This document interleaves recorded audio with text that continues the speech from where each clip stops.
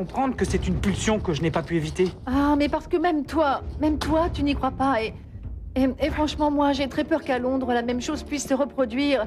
Et qu'ensuite, moi, je n'arrive... Et qu'ensuite, tu finisses par accepter que toi aussi, tu le désirais depuis longtemps. Écoute, laisse-moi parler, oui, laisse-moi parler. Je ne sais pas ce qui t'arrive, mais je n'aime pas ça. Oui, je n'aime pas ça du tout. Ton attitude, Mariano, laisse-moi... Mariano, laisse-moi, mais s'il te plaît. Mariano. Il y a un problème, Mariano. Vous êtes supposé préparer vos affaires pour partir à Londres. Qu'est-ce qu'il y a?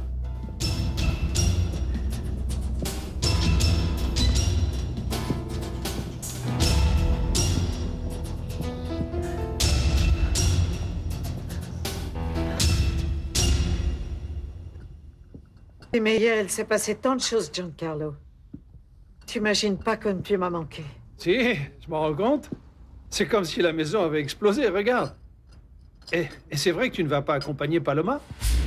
Tu ne veux pas aller à Londres, Non. Ça ne va pas durer longtemps. Elle doit revenir vite pour épouser Diego. La princesse va se marier? Se marier, maman? Tu ne me l'avais pas encore dit. Mais enfin, comment j'aurais pu? Diego vient d'à peine de se séparer de sa femme, Giancarlo. Il a parlé avec Paloma, ils se sont mis d'accord. Mais toi, tu n'as pas l'air heureuse. Comment ça, je ne suis pas heureuse? Comment je pourrais ne pas être heureuse? Ma fille a tellement souffert de ne pas se marier avec lui que je suis heureuse qu'elle y arrive. Mais je suis un peu inquiète. À cause de la famille de Diego, hein? Ah. Ça va être le calvaire de ma fille. Ces gens ne vont pas nous laisser tranquilles tant que Paloma et moi ne seront pas 6 pieds sous terre. J'y vais.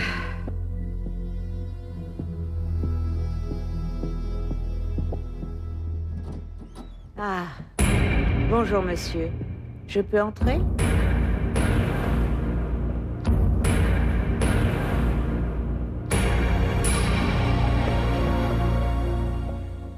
Nous n'avons pas eu l'opportunité de parler de tout ça, mais je crois que vous comprenez l'importance de la nomination à Londres, non? Surtout par les temps qui courent. Votre mission va consister à faire front commun avec les autres délégués pour maintenir le prix international du café face aux pressions des grands torréfacteurs. Roberto, ça, oui, nous l'avons bien compris. Vous, en tant que délégué adjoint, devrez accompagner Mariano partout où il va. Vous allez devenir comme son ombre ou comme son bras droit. Et en plus, vous allez faire partie du comité de promotion. Vous avez été chaudement recommandée, Elena. Je pense que vous deviendrez la coordinatrice de ce dit comité. Et qu'est-ce que cela veut dire?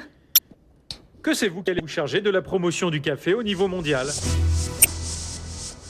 Bon, en arrivant là-bas, votre plus gros problème sera d'affronter la position du délégué nord-américain. Il est de loin le plus influent et le plus puissant de l'Organisation internationale du café. Comme vous voyez, le futur du café mexicain est entre vos mains. Bon, maintenant vous allez répondre à la question. Pourquoi vous n'êtes pas déjà prêt? Voilà, j'ai demandé à Monsieur Sainz des jours supplémentaires pour terminer de régler quelques affaires personnelles. Et toi? Moi, je suis prêt. Ça va faire 2 ou 3 jours. D'accord, alors nous allons faire une chose. Elena va résoudre les problèmes qu'elle a. Et toi, après-demain, tu pars en Espagne. C'est l'affaire dont je t'ai parlé. Il faut trouver au plus vite un substitut au délégué. D'accord, mais ma présence là-bas est nécessaire? Je te le demande comme une faveur, Mariano. C'est d'accord. Je pars en Espagne. Elena, il vous faut résoudre vos problèmes au plus tard la semaine prochaine. Nous ne pouvons pas continuer à faire patienter notre délégué qui est en poste à Londres. Oui, monsieur. Très bien, bon. Ce sera tout. On peut y aller? Il me semble que oui. Vous pouvez disposer. Excusez-moi. Allez-y, Elena.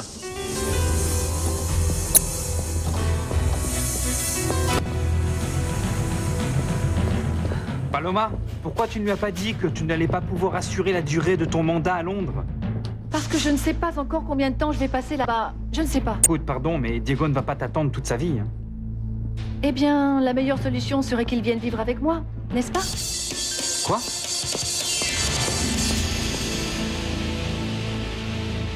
Je suppose que vous savez pourquoi je suis ici, Soledad. Ça doit être parce que Diego veut épouser Paloma. J'ai des choses à faire dans la cuisine. Excusez-moi, j'arrive tout de suite. Vous voulez vous asseoir? Oui, merci. Dites-moi, que pensez-vous de ça, Soledad? Vous savez, franchement, ce que moi je peux en penser ne sert à rien. Ces deux-là ont décidé qu'ils voulaient se marier. Alors ne nous en mêlons surtout pas.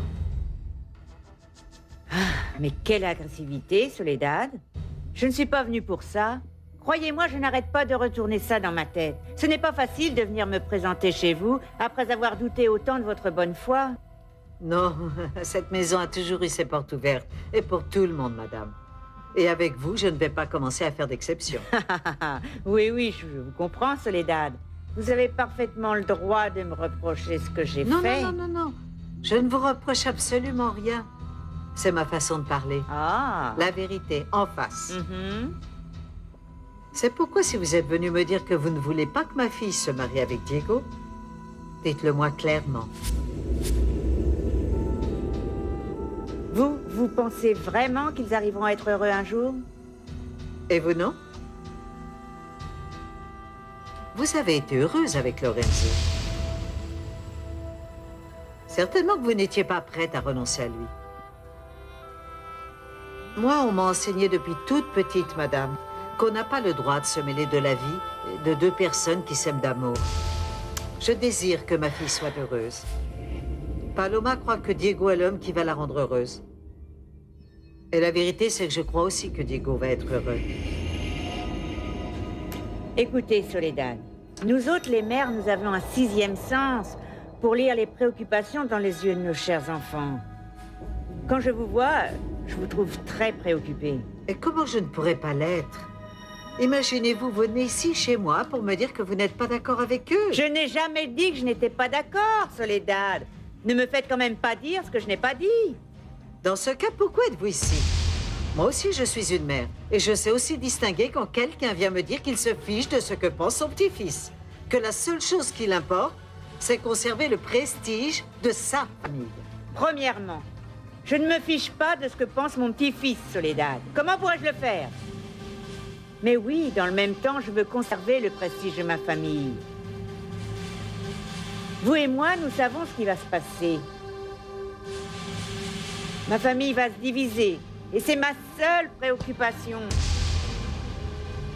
Vous avez raison, Madame Inès, sur le fait qu'ils vont avoir des problèmes. Ça, il n'y a pas de doute. Non, À commencer par vous, qui au lieu de penser à respecter ce qu'ils désirent, vous êtes préoccupé par le fait que votre famille puisse se séparer. Mais ça, c'est autre chose, Madame Inès. Ne confondez pas.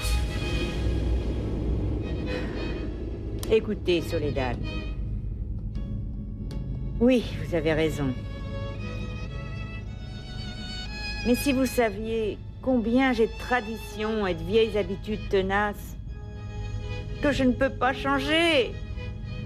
Madame Inès, vous et moi, nous sommes des mères.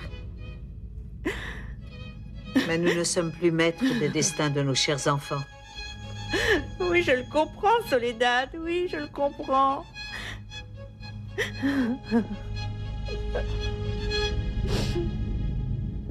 Je vais dire une chose, alors écoute-moi bien. Ce que tu as fait à Vélaneda, c'est précisément ce que tu fais à tout le monde. Tu ne parles pas, tu gardes secret tes décisions jusqu'au dernier moment sans te préoccuper de ceux qui ne peuvent pas se défendre. Je ne pensais pas que tu devais te défendre de moi. Non, de toi non, mais de tes indécisions. Écoute, Mariano, je vais aller à Londres. Je vais voir ce que je peux faire, le travail que je dois développer, et en me basant là-dessus, je déciderai combien de temps je devrais rester. Qu'est-ce qui te semble difficile à comprendre? Non, à comprendre rien. Ce qui est difficile, c'est de le supporter.